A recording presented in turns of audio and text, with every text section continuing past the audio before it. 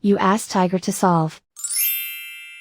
This deals with linear equations with one unknown. The final result is x equals 2/9. Let's solve it step by step.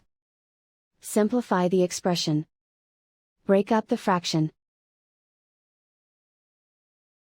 Find the greatest common factor of the numerator and denominator. Factor out and cancel the greatest common factor. Simplify the fraction. Group all x terms on the left side of the equation.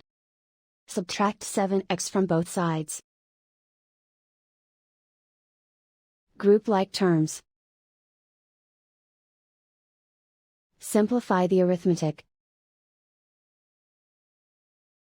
Group like terms. Simplify the arithmetic. Group all constants on the right side of the equation. Subtract 1 from both sides. Simplify the arithmetic.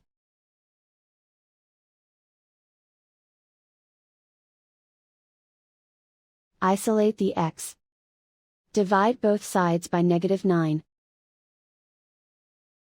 Cancel out the negatives. Simplify the fraction. Cancel out the negatives. And so the final result is x equals 2/9.